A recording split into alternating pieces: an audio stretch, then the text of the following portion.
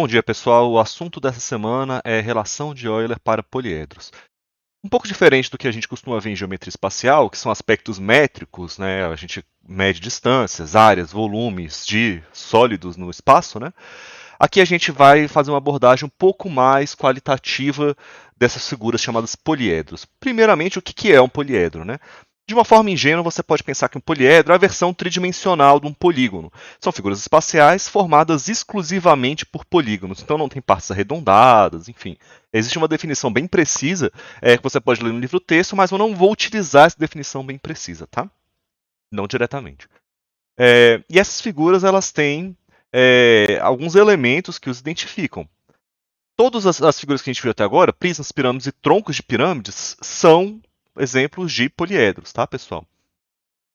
Então, esses objetos, esses elementos que fazem parte de poliedros que eu quero chamar a atenção aqui, são as faces, os vértices e as arestas. A boa parte de vocês já tem uma boa noção do que isso significa, mas eu coloquei aqui como exemplo, olha, esse poliedro aqui, essa figura tridimensional formada exclusivamente por polígonos, que tem 16 faces, ou seja, tem 16 polígonos formando ele, tem 18 vértices, que são essas junções desses lados dos polígonos, e esses lados dos polígonos são as arestas do poliedro. Então, se você tiver paciência de contar aqui, você vai ver que esse poliedro tem 16 faces, 18 vértices e 32 arestas. Então, entre esses poliedros, tem alguns que têm propriedades especiais.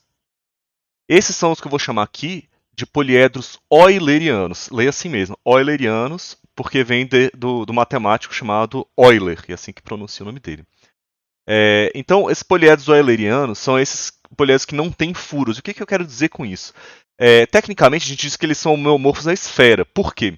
Imagina que você consiga colocar um canudinho assim dentro de um poliedro desse, você assopre. Nesse poliedro aqui da direita, você vê que ele vai se aproximar da esfera se você colocar pressão suficiente. Por outro lado, essa outra figura aqui, que apesar de ser formado, tá vendo que são todos um monte de segmentos de retas, apesar de parecer um círculo, um monte de segmentos de reta aqui. Mesmo se você inflasse esse pneu aí o máximo possível, ele não viraria uma esfera, ele sempre ia ter um furo, concorda? Então, esse poliedro aqui, ele não é euleriano por causa desse buraco, ele não é homeomorfo à esfera. Então, essa figura aqui, ele é homeomorfo a um objeto chamado toro, tá? O latim de torus, o plural de torus, que vem do latim, é tori, tá? Igual campus e campi. E a razão dessa nomenclatura é importantíssima a relação de Euler, que é o assunto dessa aula. Essa relação envolve o número de vértices, arestas e faces de um poliedro sem furos. E a parte surpreendente dessa relação é que existe uma constante que une o número de vértices, arestas e vértices de um poliedro desse tipo, tá? E existem influências extraordinárias dessa relação na matemática. Você consegue achar várias aplicações e relações que existem com outras áreas do conhecimento, né? Então, primeiro, o que é essa relação de Euler? É uma relação bem simples, tá, gente? Se você pegar o número de vértices, somar com o número de faces e subtrair o número de arestas, o resultado é sempre igual ao número 2. Uma maneira que o pessoal costuma fazer de memorizar essa equação aqui, né? As pessoas falam assim, ó, vamos fazer amor a 2. Que a pessoa lembra qual é a ordem que aparece os números. E aí, para você lembrar quais são os sinais, né?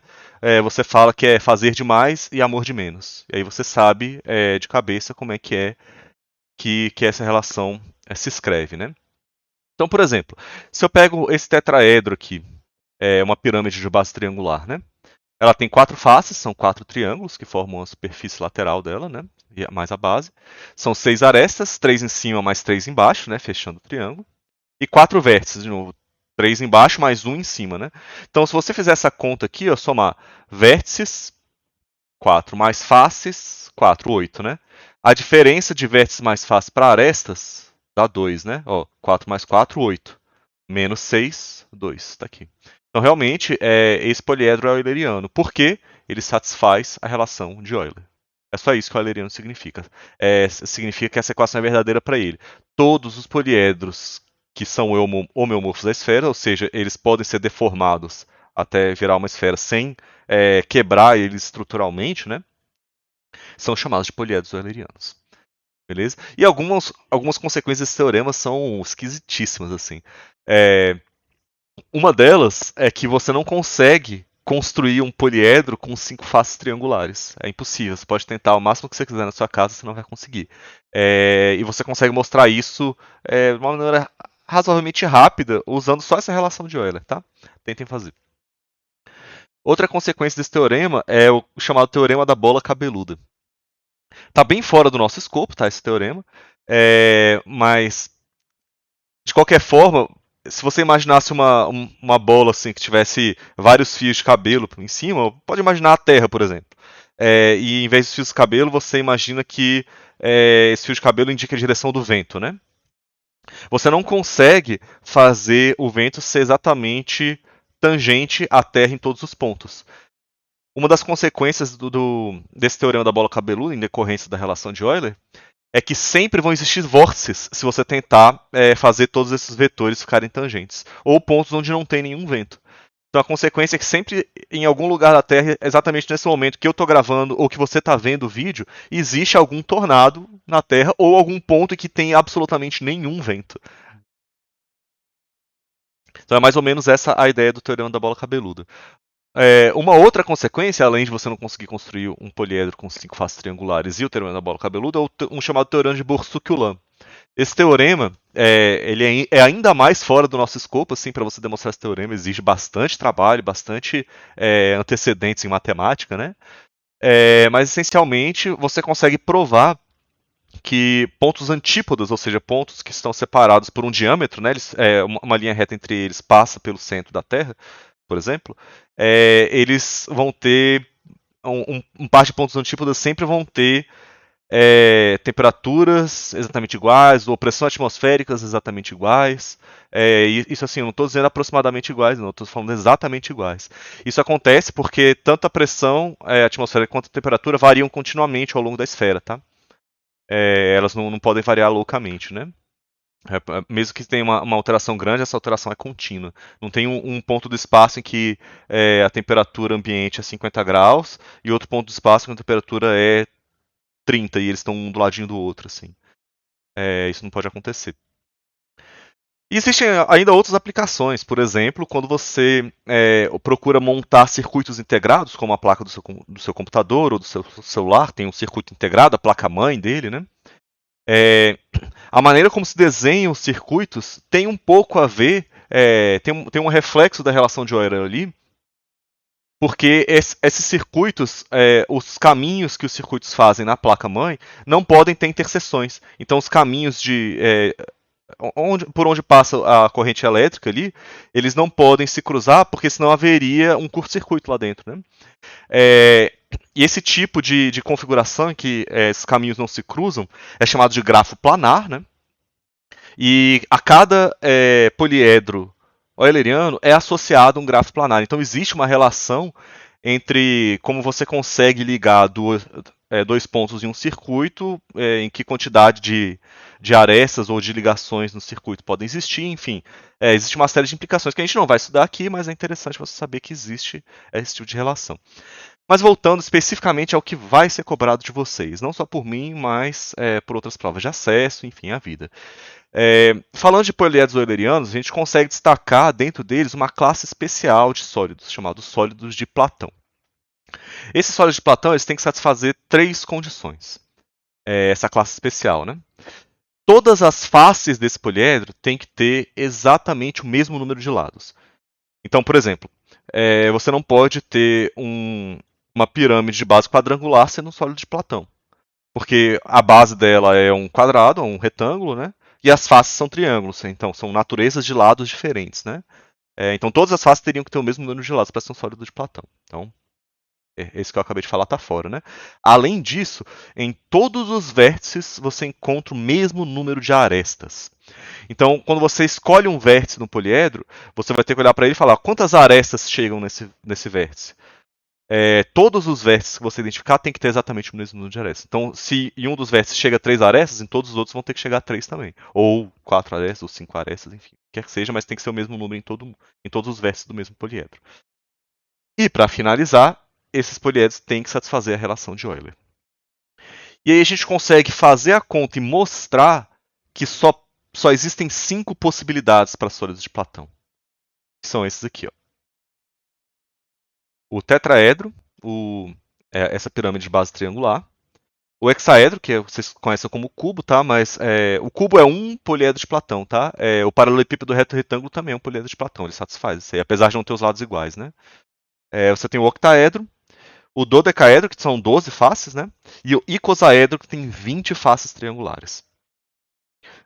Uma maneira que o pessoal costuma fazer para lembrar de todos eles é pegar as iniciais de cada um dos poliedros aqui e fazer uma palavra. Aí se você fizer uma palavra com T, H, O, D, I, fica TOD. Aí você lembra quais são os sólidos de Platão.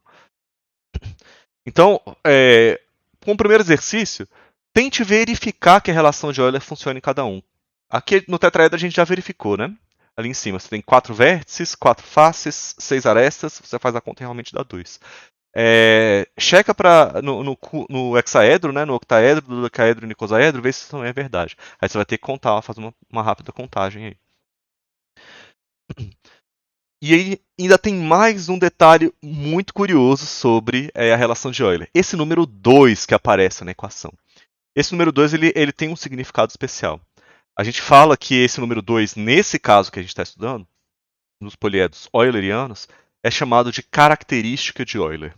Então ele é uma constante dependendo do tipo topológico, o que quer que isso signifique, de uma figura geométrica. Então esse tipo topológico é como se fosse a quantidade de buracos, no nosso caso, que uma figura tem. Então, por exemplo, no caso dos poliedros eulerianos, essa característica de Euler é 2. Mas, se a gente pegasse aquele toro lá em cima, poliedrizado, né, que está separado em polígonos, aproximado por polígonos, né, e fizesse exatamente a mesma conta, vértices mais faces menos arestas, e você fosse ver quanto que isso é igual, você ia achar o número 0. O que significa que a característica de Euler do toro é igual a 0. Então, cada objeto geométrico tem uma característica de Euler própria, tá?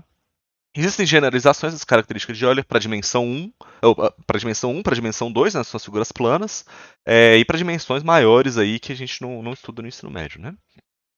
Agora, um fato curioso é que a característica de Euler também pode indicar qual é a quantidade de buracos que uma figura tem, por meio dessa equação aqui, ó. Então, essa característica no formato tridimensional só pode assumir os valores pares menores ou iguais a 2. Então é 2, 0, menos 2, menos 4, menos 6, menos 8. E quanto mais distante do número 2, maior o número de furos que uma figura tem. E você pode fazer essa conta por meio dessa expressão aqui. Esse que a gente usa essa letra tradicionalmente para indicar a característica de Euler.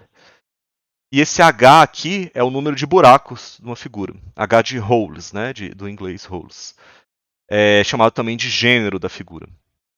Então, uma figura que não tem buracos tem gênero 0. Uma figura que tem um buraco tem gênero 1, e assim por diante. Mas isso é só como uma curiosidade, tá? E aqui eu coloquei como exemplo. Então, essa figura aqui, ó, a gente chama de bitoro, ela tem característica de Euler menos 2.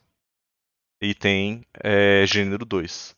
Ou característica de Euler menos 4 e gênero 3, e assim por diante. Agora, uma coisa importante a se dizer é que todo poliedro convexo é euleriano, ou seja, satisfaz a relação de Euler. Mas nem todo poliedro que satisfaz a relação de Euler é convexo, olha só. Lembra lá do que é convexo lá das aulas de geometria plana. Um polígono era convexo quando, por qualquer um dos lados que você passasse uma reta, o polígono ficava exatamente de um dos lados dessa reta, né? Não ficava nenhuma partezinha para o outro. Ou, de maneira equivalente, se você escolhesse quaisquer dois pontos dentro do polígono e ligasse eles por um segmento de reta, esse segmento de reta está completamente contido no interior do polígono.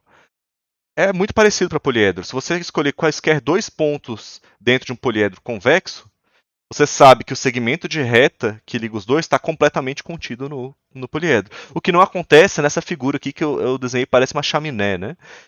Se eu pegar um ponto aqui em cima do poliedro e um ponto aqui nessa pontinha e ligar os dois, você vê que esse segmento fica praticamente todo fora do poliedro, né? Então isso é um indicativo de que ele não é convexo, né?